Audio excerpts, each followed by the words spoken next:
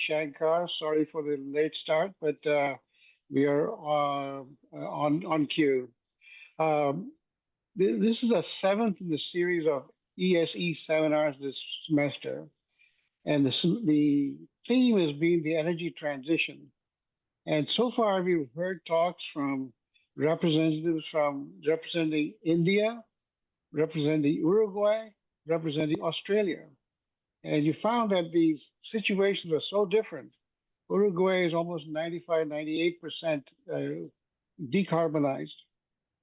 India is fast burning, sorry, it's fast heading towards decarbonization, but in the interim, they're going to be using a lot of fossil fuels for at least the next decade or so.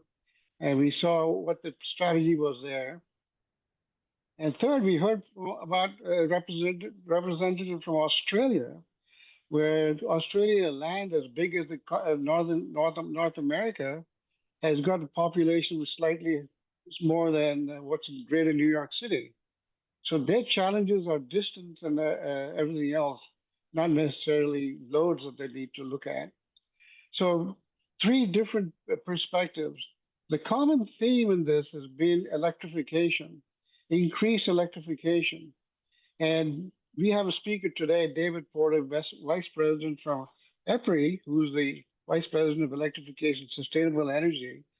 We'll be talking about, what the utility strategy is, at least as a whole, as a block, since EPRI is the spokesperson, for the utilities. So we are in for a very interesting talk, and so let me first give you a sketch of a bio sketch of David. He's EPRI's Vice President for Electrification and Sustainable Energy Strategy.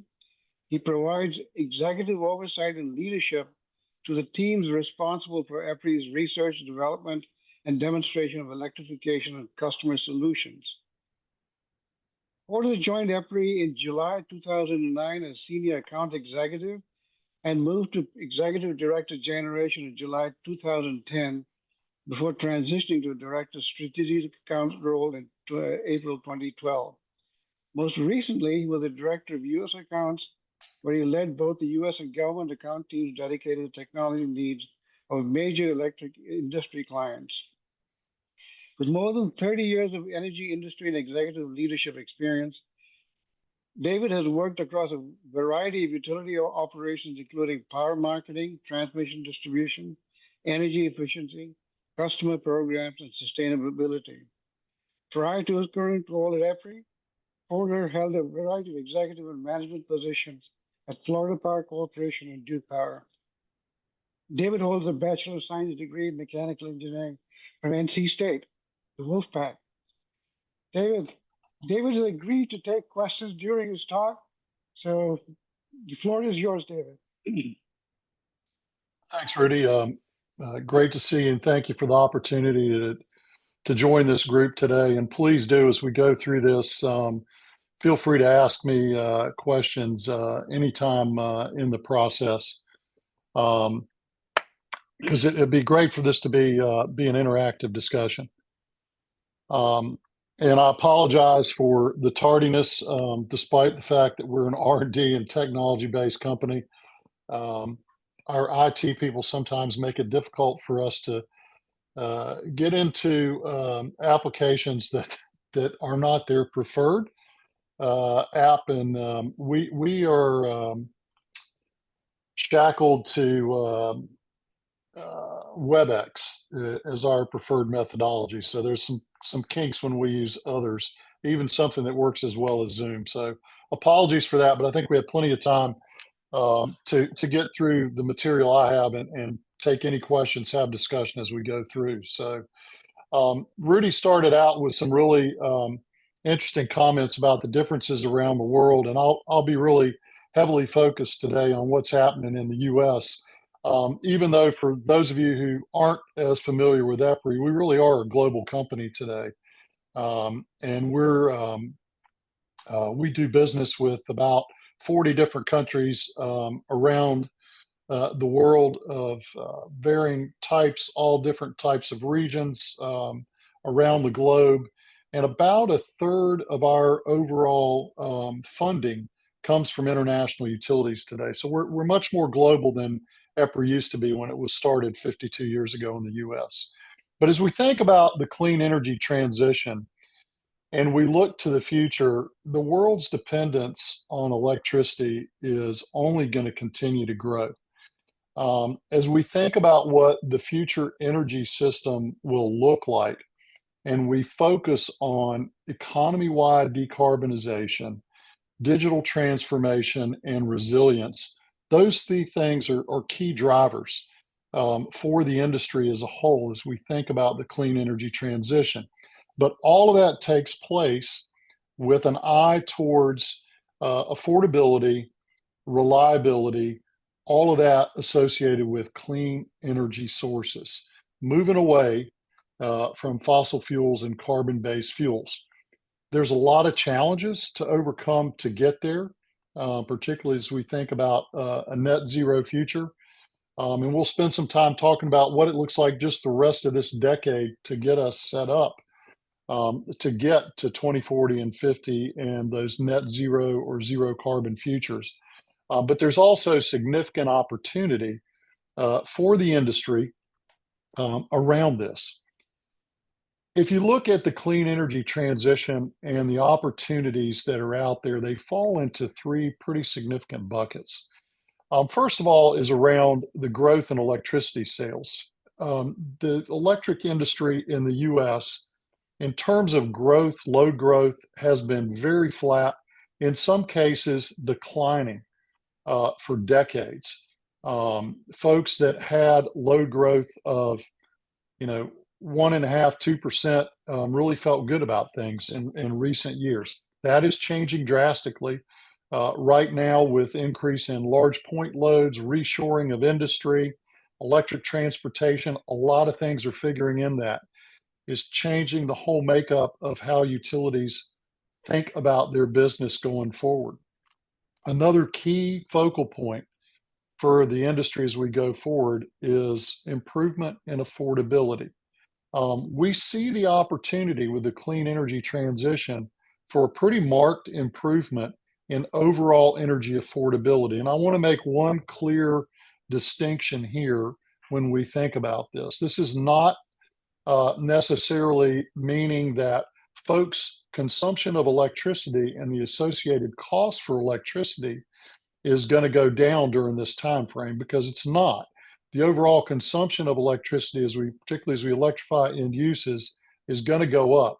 But it's about that total energy wallet and what happens to their overall cost for energy when fossil fuel usage goes down, be that for home heating, water heating, or the biggest piece of energy that people spend today, which is typically around fuel for their vehicles. As that moves towards electrification, that changes things, and the whole makeup of affordability and access becomes much better with all the electrical end uses. In conjunction with that, it's a great opportunity for customers, whether it's a residential customer, commercial, or industrial. There are a host of new options and opportunities that are coming along in all classes of retail served customers for the electric utility industry. They're going to have choices in terms of programs and technologies that they've never thought about before. And it's going to be an opportunity for the utilities and customers to work more closely together than ever before to help bring all these pieces together. So for us to get where we think we can go in terms of the clean energy transition, we've got to have a lot of new thinking and approaches in terms of strategic imperatives for the industry overall. Three key things in terms of categories that I'd like to spend some time with you on today. First is an accelerating the innovation around energy supply. We'll jump into that first, but then we also need to talk about some other changes that need to go along with that. If we have the resource adequacy on the supply side, how do we make sure that we're effectively moving that energy to where it needs to be? We need to work on load forecasting practices, which are really significantly outdated for the most part um, from past practices.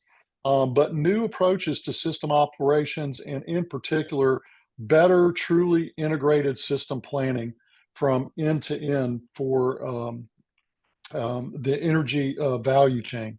And then lastly, some great opportunities exist today for shared customer resources, something we call the integrated energy network or the shared energy economy at EPRI. And we'll spend some time talking specifically about how we can make customer resources become much more of a shared um, resource and what that means to the operations of the grid and affordability overall.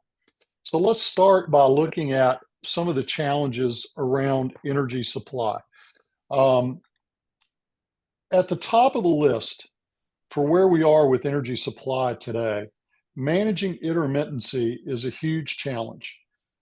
We've seen prolific growth of renewable energy, particularly wind and solar, in the US and around the world. As we look between now and 2030, we see growth in the US alone of 3 to 5 times where we are today in terms of the makeup of generation capacity from wind and solar.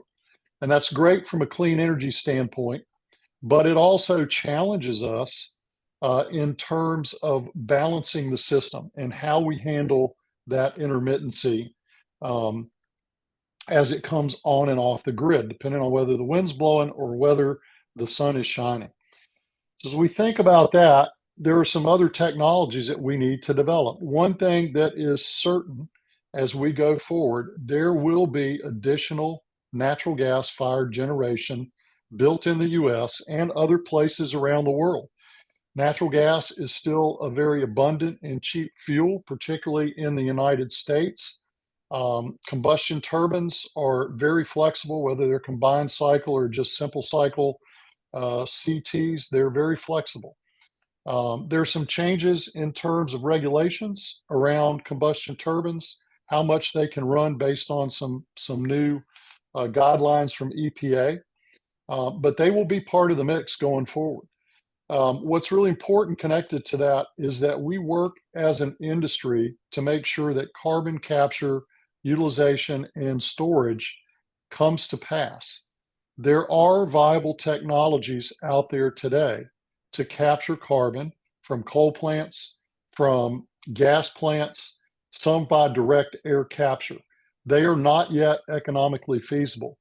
We're doing a lot of work in this space along with a lot of utilities and technology providers because there have to be some answers that we can come to collectively to make that happen in the near term.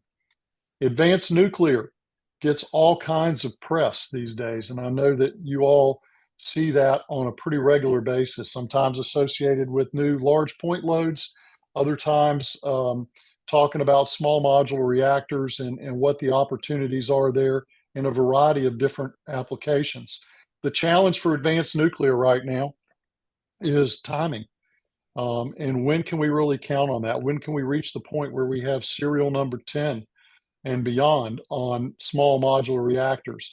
How can we continue to build upon what just happened with Southern Company and the AP 1000 units that they got online at Vogtle 3 and 4? And we seem to, in this country, we build a couple of units like that and then we stop and we don't learn from the lessons that were created through that and try to move further with that because it's such a challenge from a supply chain and a regulatory standpoint. Hydrogen is one of the great potential opportunities we have as we go forward in terms of alternate fuels and low carbon fuels, as well as some derivatives associated with that, like ammonia. Hydrogen has great promise. We've done a lot of work with hydrogen and co-firing in some combustion turbines, up to 45% with natural gas in some combustion turbines. Seen great performance from that and also really improved air quality impacts from co-firing of hydrogen and natural gas. Obviously, the challenges with hydrogen continue to be several, one of which is the supply. and ensuring that the supply is available, the transportation to move it around and get it to where it's needed. And then lastly, the cost is still not where it needs to be from a long-term standard to make hydrogen as viable as we'd like it to be. Additionally, there's long duration energy storage that can have a great impact on filling valleys and shaven peaks in generation capabilities on the system, whether that's something that's done with hydrogen or compressed air, or in some cases, new battery technologies, a lot of opportunity there. And then something you're starting to see more about are virtual power plants. And that's aggregating loads and distributed energy resources in a manner that then makes them available to the grid so that they can also provide value back to the grid as a flex resource. I want to spend a couple minutes and talk a little bit more about advanced reactors.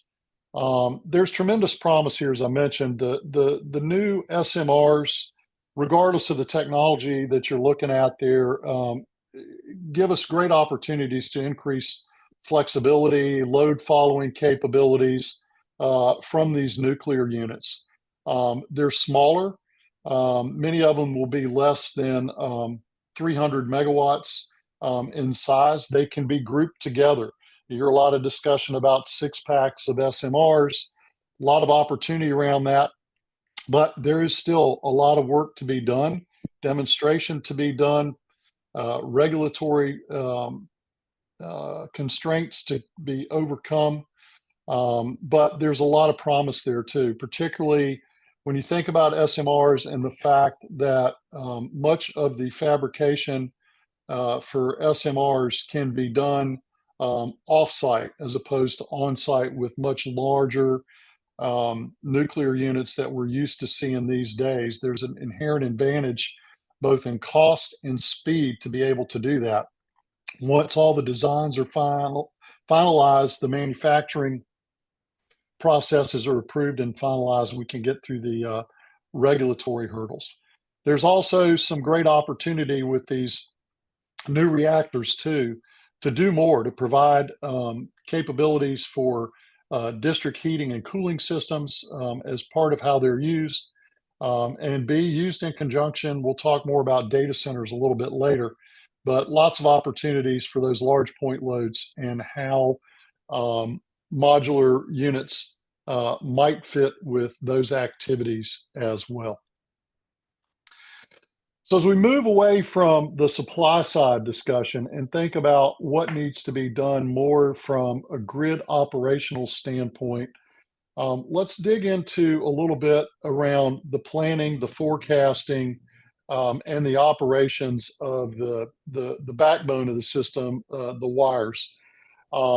We need to make some significant advances in several areas. One is load forecasting. Another is resource adequacy. The last two are systems operations and integrated planning. I mentioned load forecasting earlier. There's a lot of sort of old staid utility practices in terms of load forecasting that we've been using for years. And when things were pretty steady and growth for many years was fairly steady in terms of load growth for utilities, there were pretty standard processes about what it took to bring on new baseload generation, what it took to build a new transmission line, new distribution facilities based on those forecasts. Things have changed drastically, particularly as we look at the intermittency of the supply and the changing on the demand side too. So more dynamic, better algorithmic approaches to load forecasting is necessary. In terms of resource adequacy, we got to make sure that we're matching not only those clean electrons coming onto the wires, but also balancing that with the load that is so much more dynamic than it used to be. That creates a host of challenges in terms of system operations, which we'll talk about a little bit more. But the control schemes and approaches that have been around for a long time need some some pretty significant updating to be able to deal with the more dynamic nature of what's going on. I mean, if you think about just the distribution system, a system that was never designed to be anything other than radial, and now is seeing two-way power flows due to the integration of distributed energy resources, that completely changes how the distribution system operator thinks and acts with what they're doing on a day-to-day basis. And then, of course, the overall integrated planning approach is so much different than it used to be. In my days, early part of my career, when I was doing some system planning, when I worked for Duke, distribution planning in those days was more of an afterthought than anything else. And it was more about were the conductors coming out of the substation adequate to carry the load on the circuit. And at this point today, the way things change in terms of load and distributed energy resources, it really has to be built up from the bottom up, starting with the distribution system to make sure that things better work together. So let's consider some of the key challenges that are coming with the grid as it changes today. One of the things that we're seeing today are very large megawatt load requests for interconnection to the grid, but it's coming with a very short time frame in terms of when they're asking for the load to be met. Data centers come to mind for that point at the very top of the list. We'll talk a bit more about data centers as we go forward, but they are one of the big challenges, along with some of the reshoring of industry coming back to the US. But those types of loads and challenges are significant because it takes a long time to build a transmission line in this country. From the point where a utility today considers that they need a transmission line, they go through the design, they procure the right of way, they get all the permits, and they can build the line out. That can be a period of 8 to 10 years, which is just not adequate to meet the load growth that's coming along today. Also, as we see more and more wind and solar also being connected to the grid, that creates additional challenges because where that load gets interconnected and starts to flow energy back into the grid in new locations, that can create new bottlenecks that we weren't aware of previously. And it means we've got to reevaluate how the system is operating and how we might need to change some of the system parameters that we're working with. So if you're a grid operator or a grid planner today, it's very difficult times. It's not like it used to be, and it's not a very straightforward exercise. And it's certainly not if you're the person sitting in the control room at a utility today, or sitting in the control room at one of the ISOs or RTOs around the US. It gets to be a much more challenging hourly, minute by minute type interaction than it used to be. So I wanted to take a minute here to talk a little bit about data centers. I know you've all seen a tremendous amount in the media lately. It's almost every day you can pick up any kind of industry related publication and you'll see something related to data centers. If you saw today, there was a piece that came out earlier today where the deal that was struck between Amazon and Talon Energy for Amazon to offtake from the Susquehanna nuclear plant directly, FERC has rejected that deal because they feel like Susquehanna is needed by the entire grid, and in particular PJM. So that's round one. I'm sure there's a lot more legal action coming on both sides of that. But the AI race has really kicked off some significant growth for data centers and that's going to continue for the near future.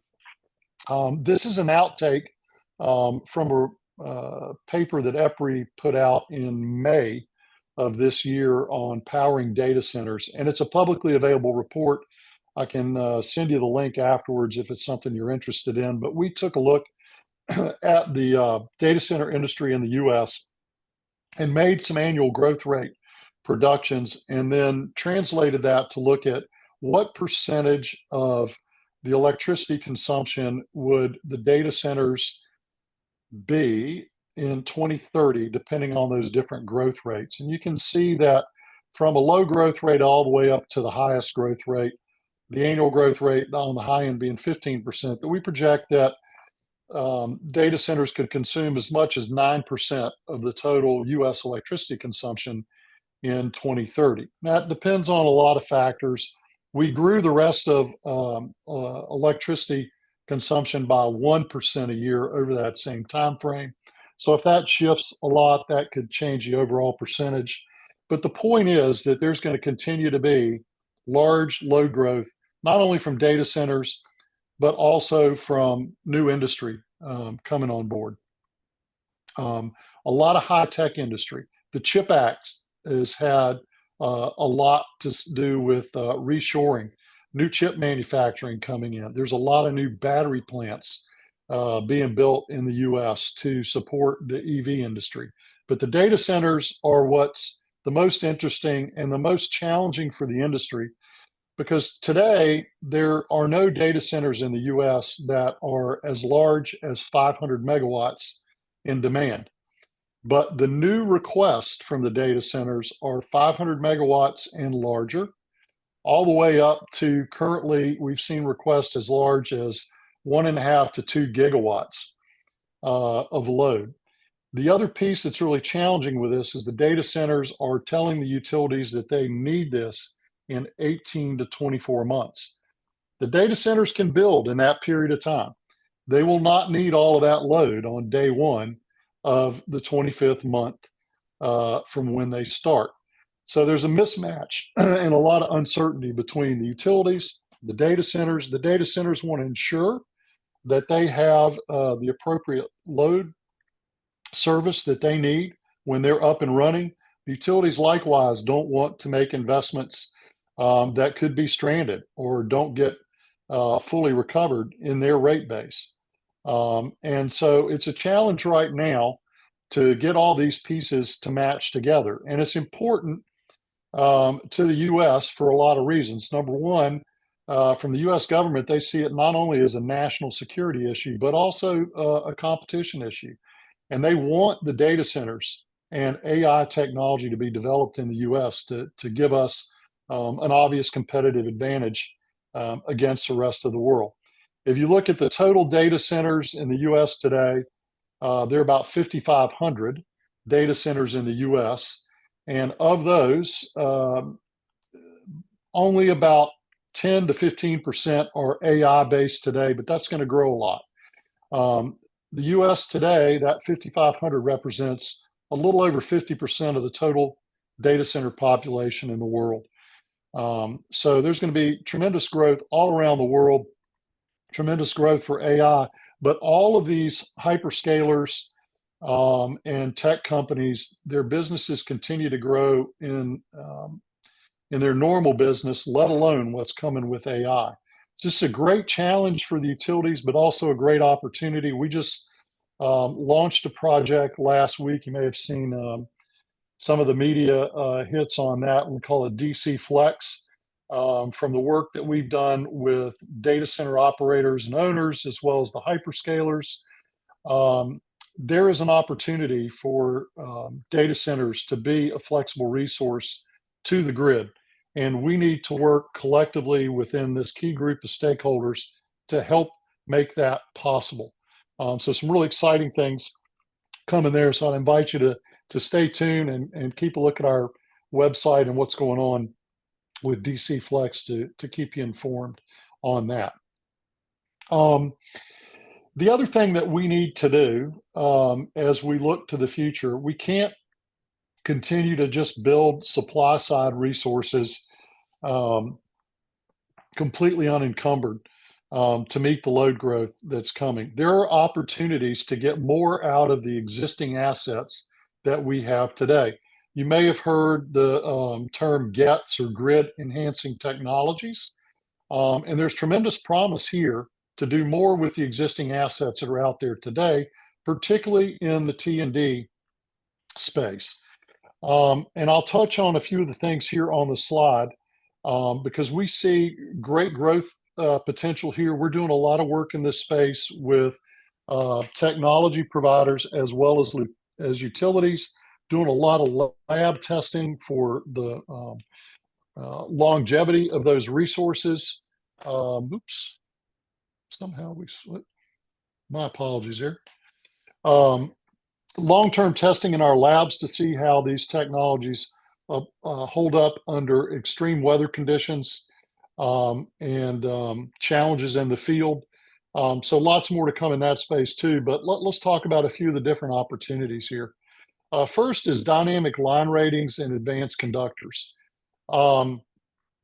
These two approaches are very helpful to us to get more out of the existing transmission corridors that we have today.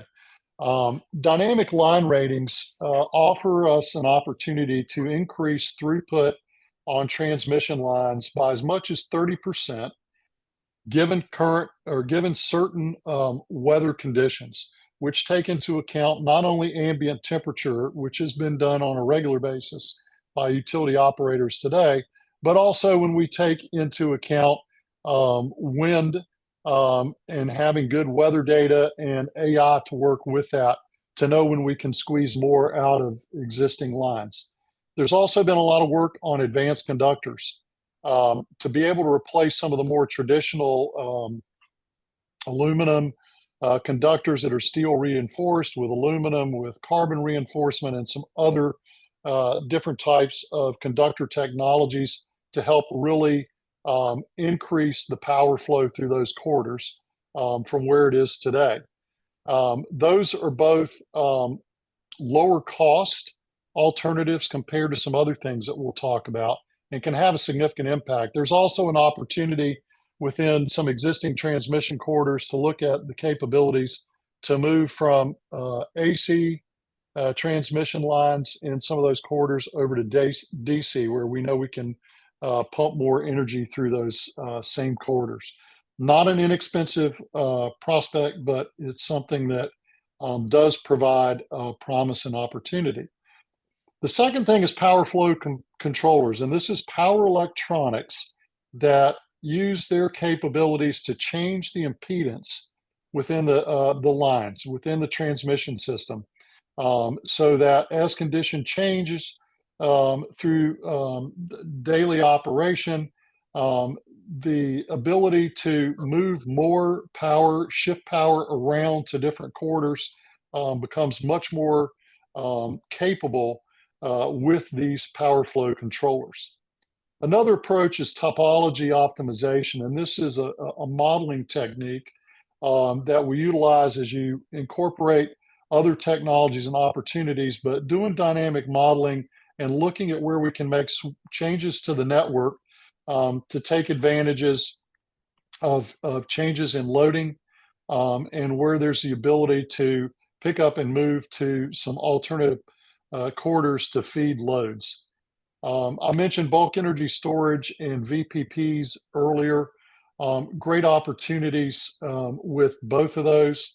The challenge that we have with virtual power plants currently, pretty much every manufacturer that produces some type of distributed energy resource have their own control scheme and software or distributed energy resource management system, DERMS for short. Being able to have a standardized communications architecture and protocol that makes it easier for the utility operator as well as aggregators to come together and control those loads will continue to be a challenge.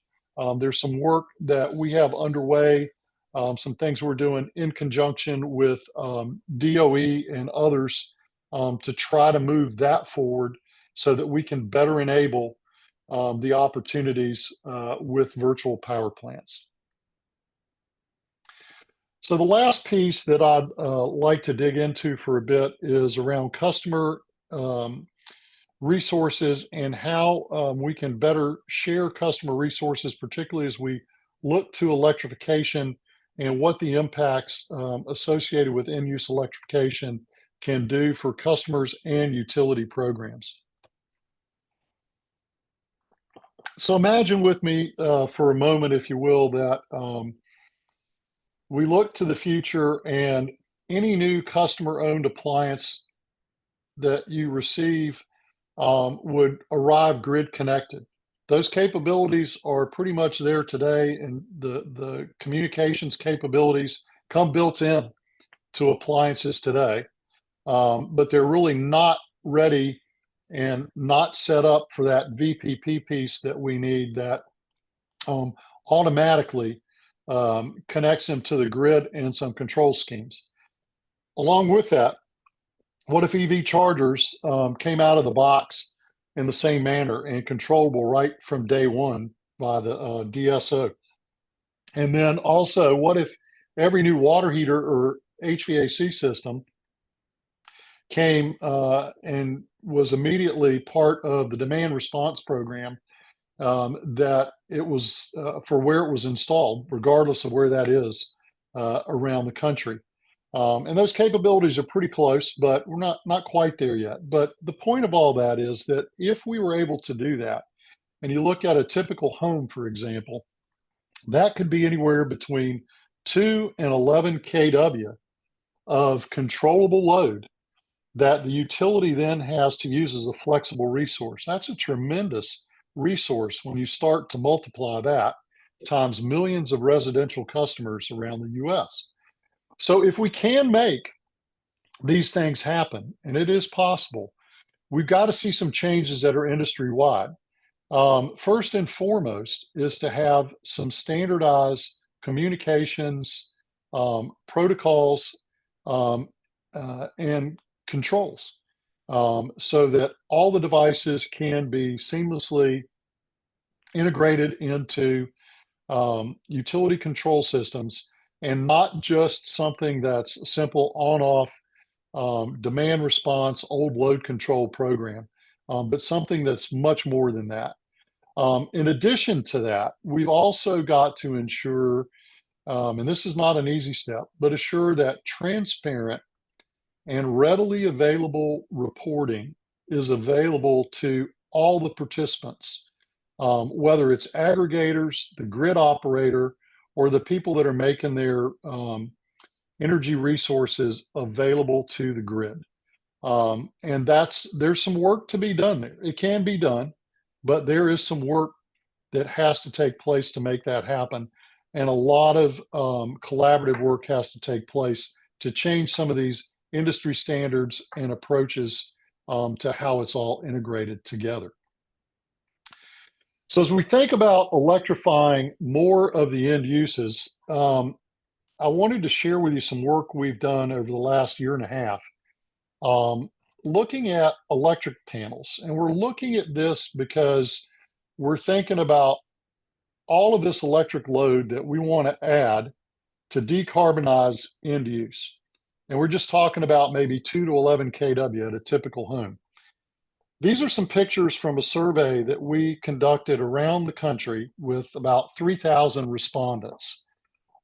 This is pretty representative of a lot of the different things that we found when people sent us back pictures of the panels in their homes. And this is a little bit scary if you look at some of these in detail. And the challenge here is that many of these are not anywhere close to being able to have any additional load added to them. Some of them are, quite frankly, a violation of current day codes and need some upgrading, but that's going to come at a cost. This is going to be a potentially costly change and integration that needs to take place, particularly if you look at taking a home where they may be in the Northeast may have been heated by fuel oil or natural gas for years, and you want to switch them over to an advanced heat pump, that's going to require a lot of electrical work and upgrades to be able to accommodate that.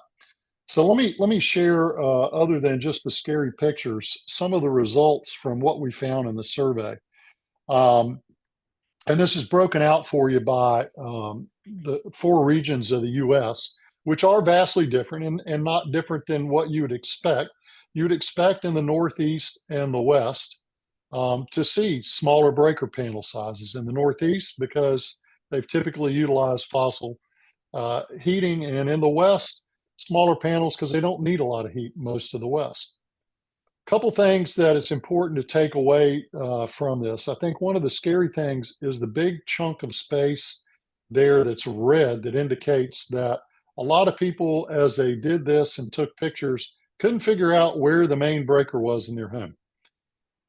That's a little bit concerning from a safety standpoint. Um, Something we need to work on in terms of customer education as we do more with electrification programs as this starts to grow with the push towards a low carbon future. The other thing is notice the numbers of panels by percentage that are 100 amps or less, which means there's very little we can do there in terms of adding electric load. But also there's a smaller universe that are in the 100 to 150 amp range. But there are some potential alternatives that we're exploring that can help get around this to some degree without having to think about everybody changing out their panel, spending a lot of money on an in-house or in-facility electric upgrade, plus have the utility likely have to upgrade their service to those facilities as well. So there's several different ways to think about this beyond just the panel upgrades. One is what we call an amp diet. And this is where we minimize the overall size of the electric loads. For example, if they have a heat pump or we're installing a new heat pump, perhaps it's going to be a variable capacity heat pump where we don't have to install strip heat for supplemental purposes because the variable capacity heat pump can carry the full load. Maybe we use smaller appliances overall. Maybe we only go with level 1 EV charging so that it's less of a demand on the panel. A second approach is load switching, and this is all manual, but this requires a homeowner to act to do things to make sure that, for example, they're not running the clothes dryer at the same time they're trying to run their level 2 charger to charge their Ford Lightning pickup truck. The third piece, which is also not cheap, but as a panel change out goes, some of the smart panels that are on the market today, probably the most prevalent that's out there is one by Eaton today, which allow automated load balancing within the home and load control within the home. And it's all done on a microprocessor basis. And these things work very, very well. But there is a cost to get that breaker installed. But the payback in terms of energy efficiency and the ability to control loads can be much quicker than just say upgrading from 100 amp to a 200 amp panel to allow the introduction of some new loads. And then the last thing that we're working on with IEEE and some other folks is around code changes. I think you're all familiar with the fact that the National Electric Code is certainly a safety code first, but there's some things in there that could potentially change because they're maybe not all that important in terms of safety convention, but could allow for some whole home electrification capabilities with just allowing some different interpretations of how the code has been utilized in the past. So here's some controls and different approaches technologies. Let's talk about one specific end-use technology that I think has huge potential for utilities, for homeowners, for commercial spaces, and it's the venerable heat pump. And for any of you that have been around for a while, you know that heat pumps have had mixed reaction over the years. The earlier versions of heat pumps were nothing like their current brothers and sisters that are in the market today. They weren't nearly as efficient. Um, they could not operate as flexibly as some of the new technologies that are out there today. But they were all also a single speed, all electric heat pump for the most part. Some dual fuel heat pumps out there, older school, where the gas, there was a gas furnace connected that would pick up the load rather than strip heat.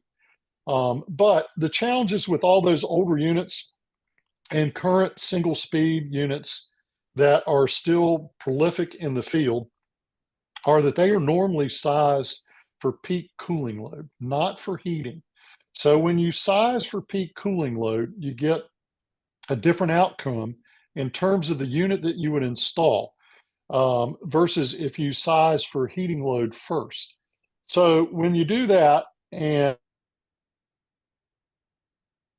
look at climates where it's colder or a little more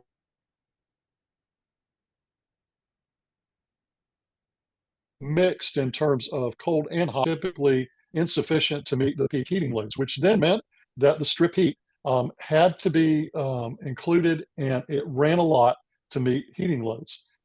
Strip heat has a coefficient of performance of 1.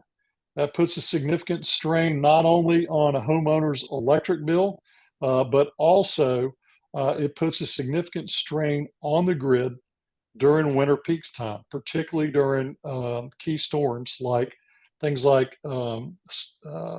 Winter Storm Elliott and Winter Storm Uri over the last few years that I think everyone's familiar with. So the new technology is a variable capacity all electric heat pump. And these are great technologies.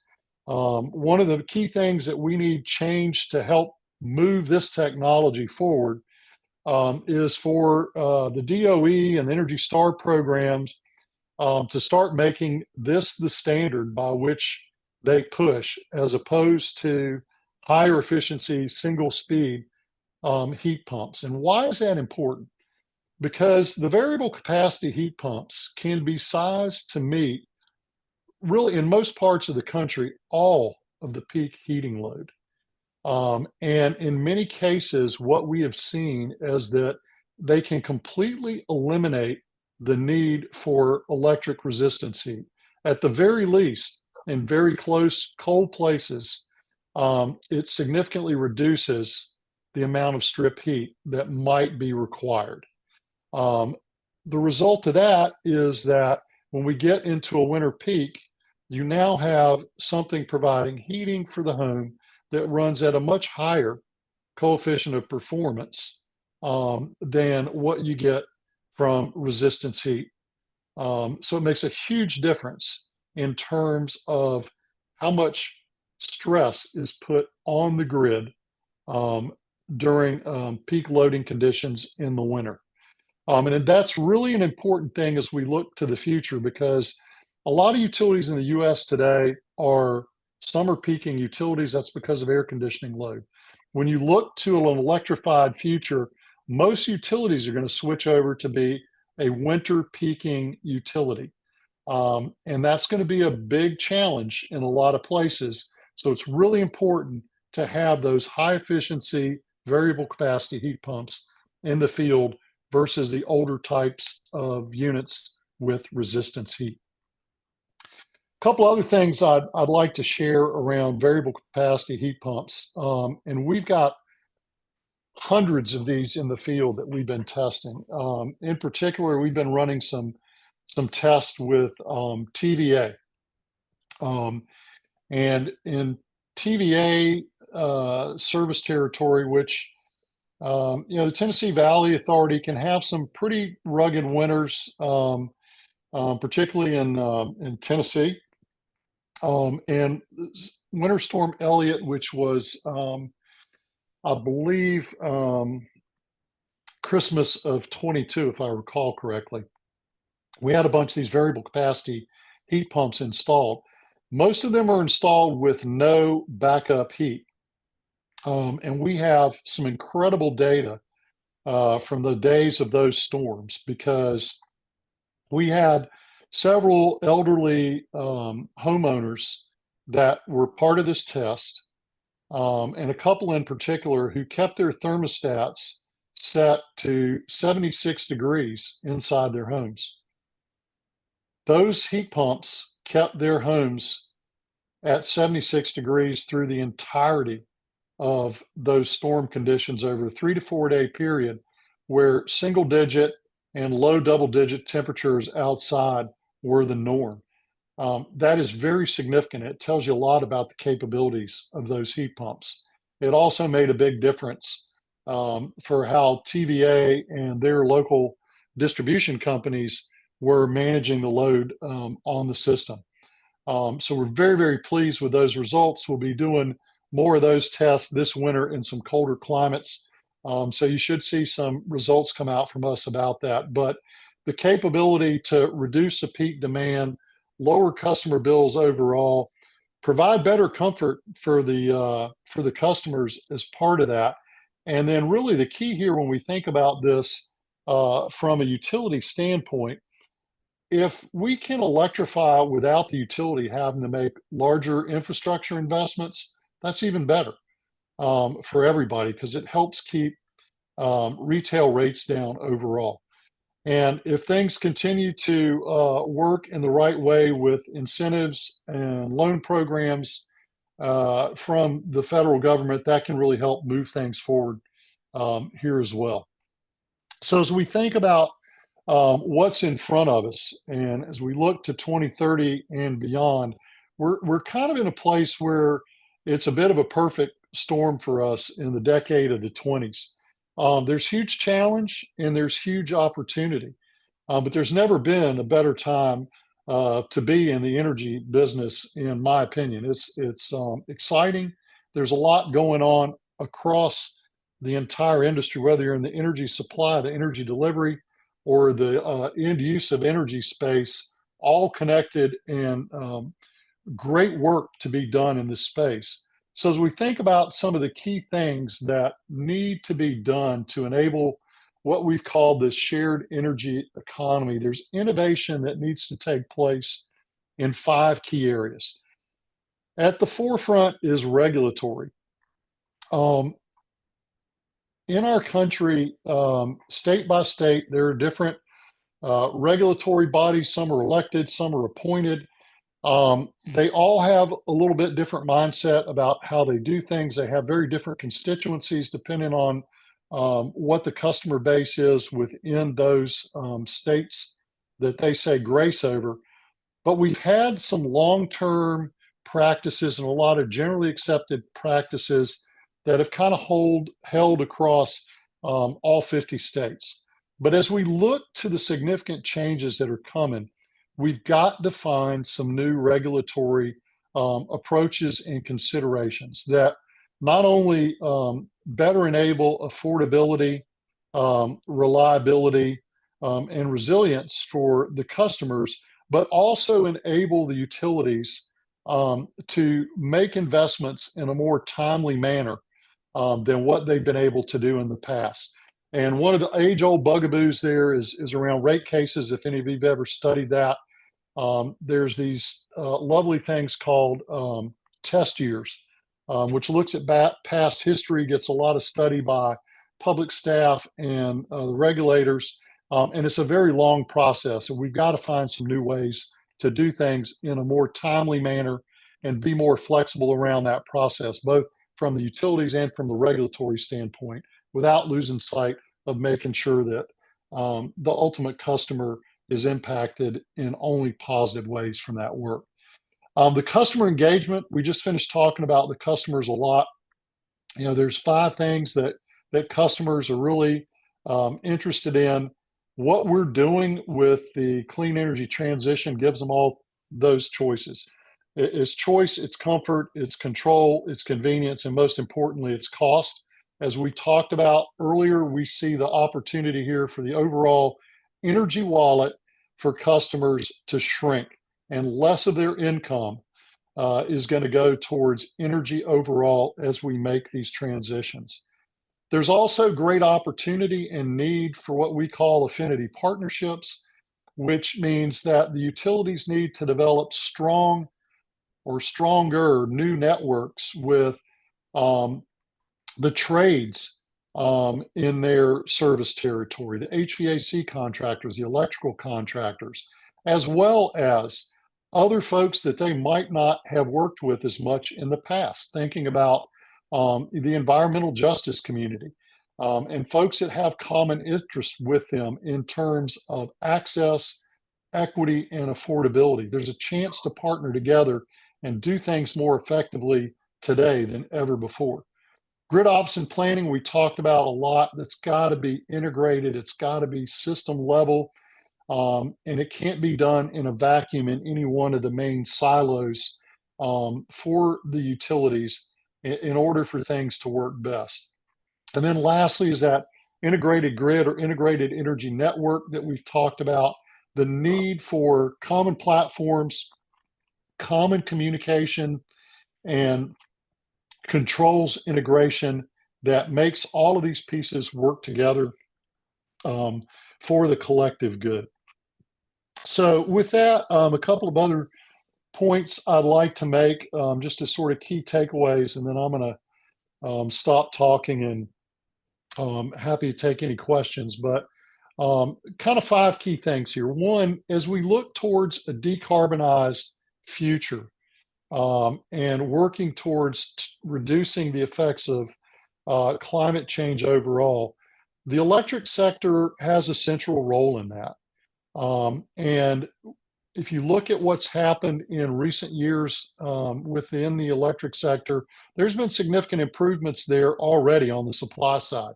We've got a long way to go, but what happens with the electric sector, particularly with the dependence on electricity for all customers, that's going to be a really important role for the utilities to play going forward. The accelerated electrification that we've talked about is really important, particularly one of the key areas is transportation. That's coming fast and furiously, particularly on the medium duty and heavy duty transportation, as over the road trucking, folks like Amazon, UPS, FedEx are moving to electrify their fleets. Big impacts from that, also big challenges too to the grid. When you start thinking about some of those Class 8 trucks, if they're pulling into what's a truck stop today and they're used to pumping a few hundred gallons of diesel and the time that takes, to equivocate that on the electric side, you need a 1 megawatt fast charger to be able to do that in a Class 8 electric truck. Those are almost to market, but they're not there yet.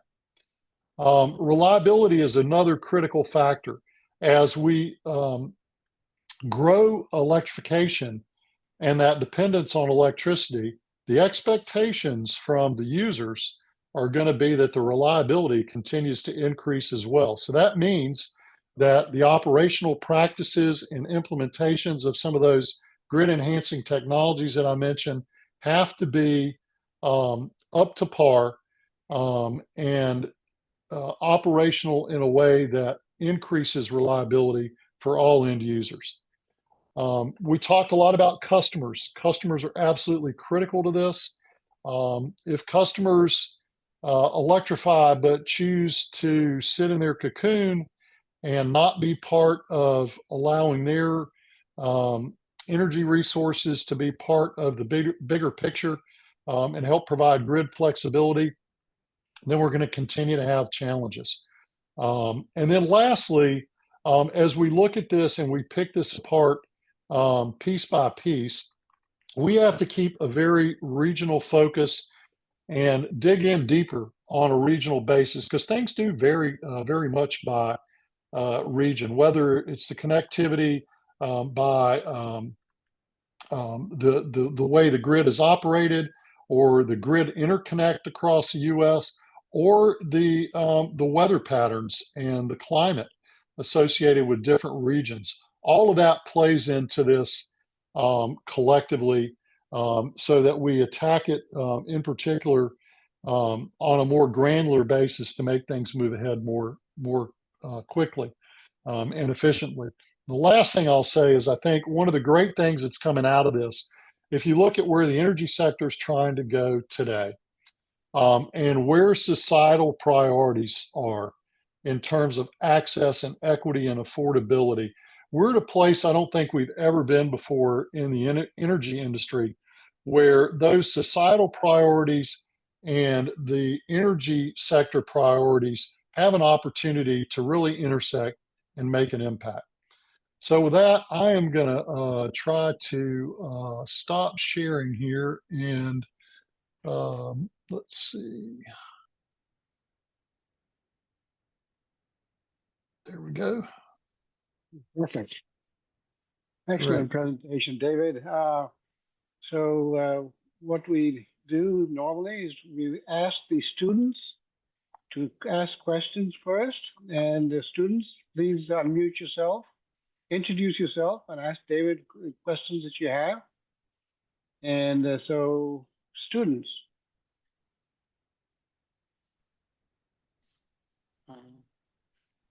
Yes, just only I have a question. Hi, Yes, my yeah, name go ahead. my name is Sajjad Al Shimmari. I'm a student in ESE, and thanks for your presentation. It is very nice and we get a lot of information from it. Just only I have a question. What about the DC equipment? Will make it the 24 volt or 12 volt for the load in houses and in manufacture? That's my question. Thank you. Yeah, that's a good question. There's been some work done in that space, and there are some companies that are trying to move technology development forward in that area, but it has not gotten the momentum to really start to move very far yet. I think some of those folks are looking for opportunities for some government funding to help kickstart that a bit more, but it's been a little slow to develop. Thank you. Questions for David and students. Please mute yourself, introduce yourself, and ask a question, please. Yes, Hamza. Hey there, very good afternoon to you. Dr. Porter, thank you so much for your presentation and thank you so much for your time. It was amazing and very informative. I do have a question for you. I was wondering if you could tell us a little more about the electrification developments in the transportation sector besides just electrification of cars. I know that the transportation sector is responsible for a massive amount of carbon emissions, not just here in the US, but all over the globe. We don't really hear a lot about developments in the transportation sectors. Do you think there's ever a future where we can see nuclear powered cargo ships or nuclear powered aircrafts or hydrogen powered trucks in our transportation fleet? Great question. I don't know how soon we might see nuclear powered transportation. I mean, obviously, our Navy drives a lot of nuclear powered ships today. If you think about ocean-borne, seaborne transportation, one of the great opportunities we see there today is ammonia for moving those ships as opposed to diesel fuel. And we're doing some work there with some of the key seaborne carriers like Maersk. In terms of, and we don't say so much electric transportation anymore, which a lot of people, to your point, go right to cars. We talk more about e-mobility in general. But even beyond that, hydrogen driven vehicles are highly likely and in development. Some of the Japanese auto manufacturers Toyota in particular does a lot of work on hydrogen-driven light-duty vehicles. Also doing some work on hydrogen-driven heavy-duty vehicles. And there's some work by some of the heavy-duty transport OEMs to explore that as well for the Class 8 trucks. The biggest challenge, and the technology is there from an engine standpoint to be able to do it. The challenge currently is, again, back to how to get to hydrogen to the key points where they can find it in their trucking routes to be able to refuel as needed, and then what's the cost to get it there. And all things that develop as these things change, but there's great opportunity there as we go forward. Thank you, Dr. Porter. All right. You're welcome. Questions for David? Students?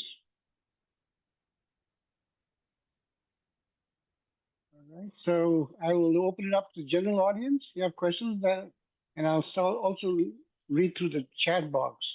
Questions for David?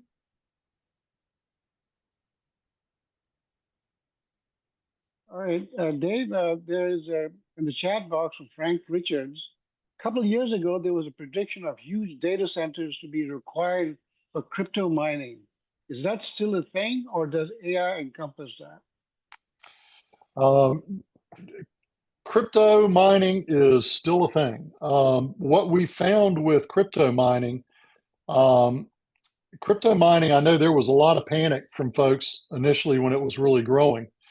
But as it's turned out, crypto mining is one of the most flexible data center loads out there. They have the ability to ramp on and off the grid on a regular basis. And there are some utilities that actively court data centers to come in. And there are some folks that are totally in the crypto data center development window and don't want to do anything else. But they are totally separate from the AI data centers. But they're not a major concern for the utilities or the grid because they are so flexible.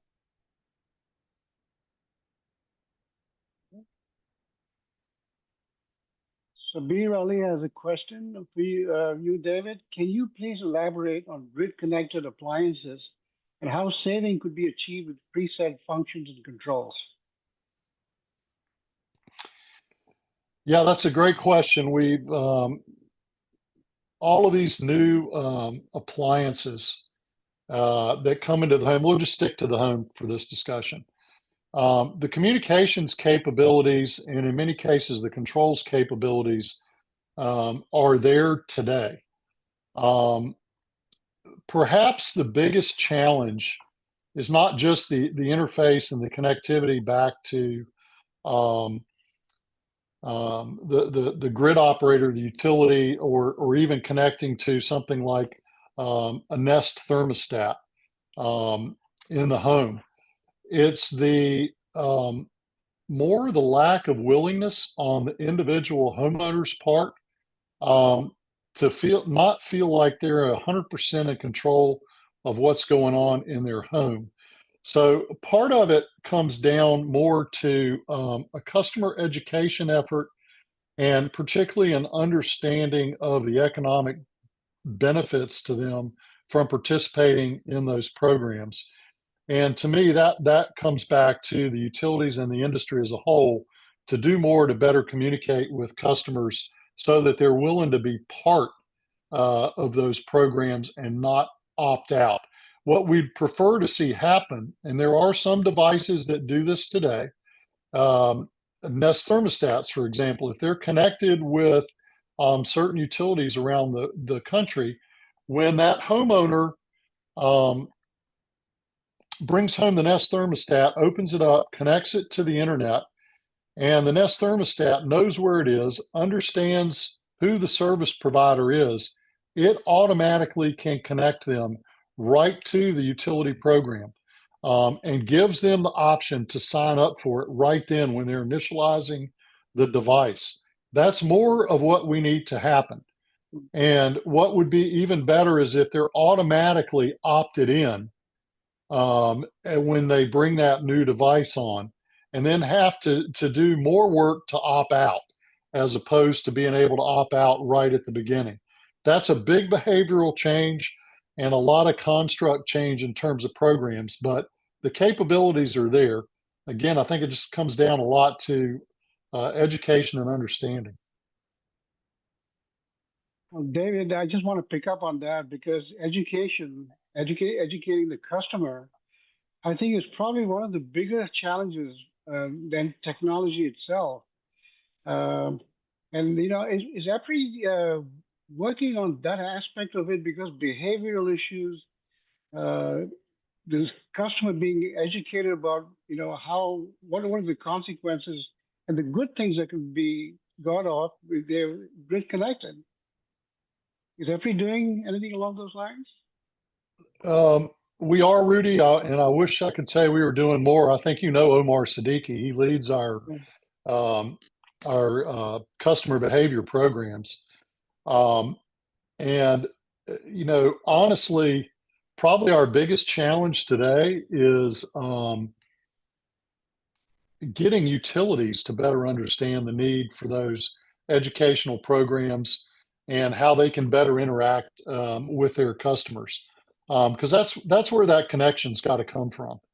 Um, and it's a real challenge. As you know, you've been all around this space, so you know exactly what those challenges are. But it's a work in progress. I wish we could do more in that space. Oh, good. Questions for David?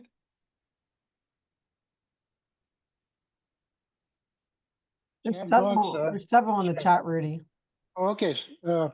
Yes, Hamza, go ahead. Yes, Dr. Porter. I have another question actually.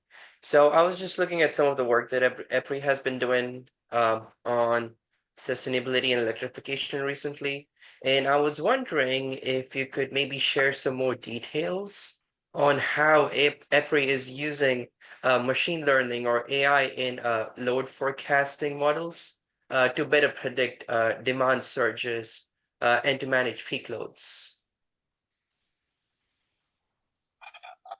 At best, I would say we're in the infancy stages on AI and machine learning on whether you're talking forecasting or grid operability. We have some people that are dedicated to that, but we're still very, very early in that process. One of the biggest challenges gets to be the amount of data that's coming into the utility control systems on a minute by minute basis. And how that gets sifted, who's actually controlling it. When you think about how you integrate with an ISO or an RTO down to the distribution system operator and then to the folks that are putting electrons on the system, it's a very, very complex equation. And while we have a lot of good folks working on that, I think we're a long way away from what I would truly call a commercial solution. Got it. Thank you, Dr. Porter. All right. Question in the chat box. Again from Sabir Ali. Suggested such strategies to make use of and integrate the data centers into the grid. Are there some strategies you can suggest? There are, and the DC Flex initiative that I mentioned that we just embarked on last week, there's several different pieces of that. One piece is what takes place inside the walls of the data center. And that's very dependent on what they're doing in there. Is it AI based? Are they communications based? Is it a content provider, enterprise provider? But how is the computational architecture set up and what can they do in terms of flexibility within that computational architecture. If we think about just the AI data centers for a moment, there's three key things that take place in an AI data center. One is building the model, two is training the model, and then the third is actually the execution of the model. The execution of the model, there's not really a lot of flexibility in that if people are calling on it on an around-the-clock basis. But in terms of building the model and training the model, there's some significant flexibility in terms of when that takes place. So there's some opportunities there.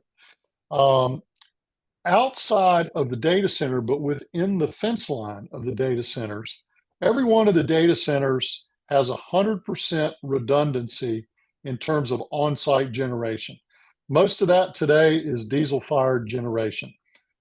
They're tier 2 diesel gensets, which have very limited runtime due to emission standards in every state in the country. There's EPA regulations and individual state environmental quality regulations that limit those runtimes. A big part of what we're going to be doing in our initiative is testing those generators using alternate fuels, hydrotreated vegetable oil, renewable natural gas, and taking detailed measurements of the changes in emissions related to that, because we believe there's a case to be made there. Today, all of the environmental organizations treat HVO, that hydrotreated vegetable oil, the same as diesel fuel. There's a significant difference in what they actually do in terms of air quality impacts. So there's an opportunity to get some regulations changed and allow longer operational times on those generators so that the data centers can be flexed on and off the grid in total for their load. Now that creates other challenges that we've also got to address. When you start taking a few hundred megawatts on and off the grid at any point in time, that can create some system stability challenges that have to be met as well. The other thing that I think is important to keep in mind when we talk about data center efficiencies and flexibility. And I've had the good fortune to work with some really fascinating people thus far on this. Some people that work for because part of our funders in this include Microsoft, Google, Meta, NVIDIA, Compass Data Centers, QTS Data Centers. There's some fascinating people that have been around this business for a long time. There's one gentleman that I've gotten the pleasure to know who works for Google. His employee number at Google is 8. He's been around Google for a while, and he's an amazingly capable and smart man. But he takes exception with the load growth projections that are coming from an AI standpoint. He does agree that there will be growth, but he says right now, he doesn't believe there's enough credence being given to what the hyperscalers do in terms of their abilities with computational architecture, as well as the ongoing continuation of chip efficiency improvements with every generation of chip that comes out, and that will level out. There will be growth, but over time, it will flatten out. And he makes some good points. If you look at the current generation of NVIDIA chip that's out today, if you compare it to the prior generation, and you take the same AI model and train it on both, and the old chip took 4 weeks to train that model. On the new chip, it can be done in 1 week. So there's some inherent energy efficiency gains there, even though there may be more dense power requirements in terms of demand by that chip. So all these things come together, and how you weave all this together in a way that works for both the data centers and the grid is what we're trying to accomplish. And it's going to make for some really interesting work, but there's a lot of opportunity for upside. Okay. A follow-up question from Nick DeMarco. Is the EPRI TVA study available to the public, David? There is a good bit of it that is, Rudy. I will do some follow-up and let you know that what we have that is publicly available. Okay, one question just popped up again. Yeah. What are the economic implications of the energy transition for traditional industries and emerging markets? Ooh, boy, that's a tough question. There's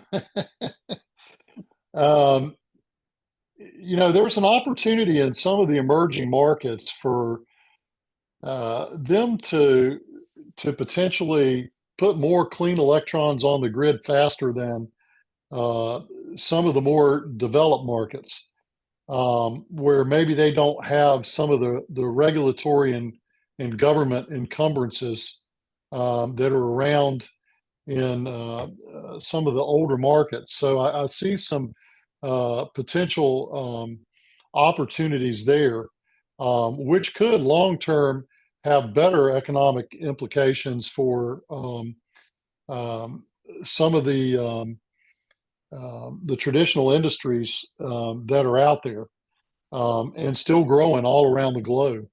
At the end of the day, the industries, as they're looking for where they want to build out and put production, they're looking for some key things. And one is, what's the availability of energy? What's the cost of that energy? What's the supporting communications infrastructure that's available? And then what's the labor market? How skilled is the labor market? What's the cost of the labor market? So they're weighing all of those things collectively when they look at this, along with, and this is one of the things that rises to the top for data centers and other. For example, you don't see the data center industry going to Florida or the Gulf Coast in the US a lot because they don't want to deal with hurricanes and the associated potential power outages with that. So all of those kind of things and extreme events are important as they weigh all these things. So I think there's opportunity for the emerging markets to grow on all fronts, both on the supply side and continuing to garner some of that demand as well. We've got a couple of minutes and one last question for David. Who wants it?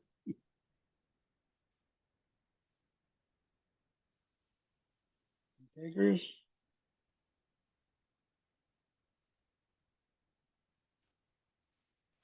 All right. Oh, Hamza, go ahead. Yes, Dr. Porter. I do have one last question. I know you've been in EPRI for many years now. I was just wondering, what's your favorite part about working with EPRI? Oh, that's one of the easier questions I've been asked.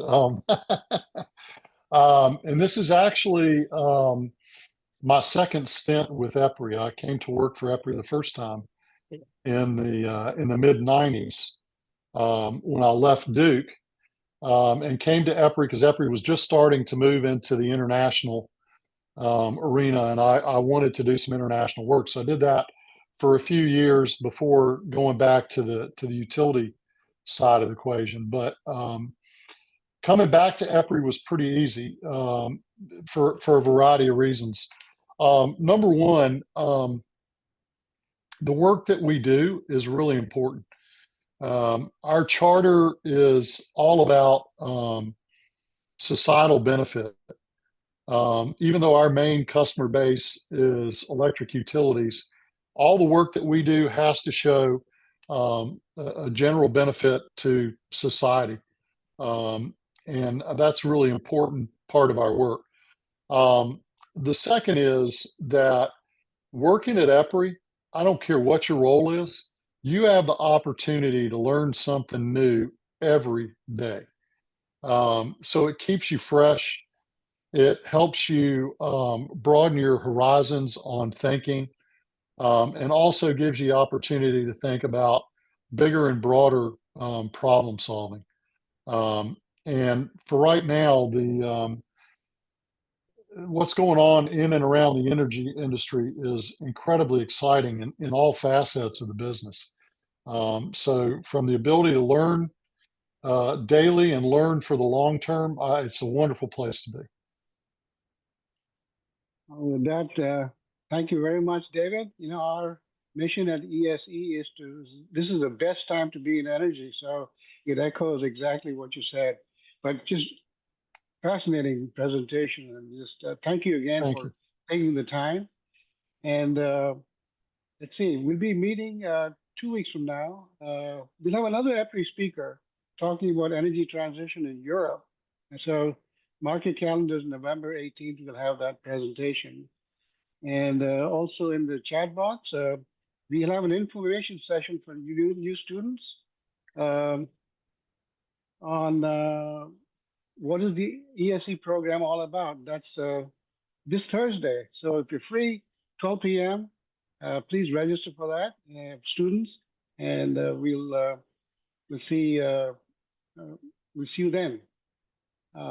Thank you, David. And thank you all for attending, and so long.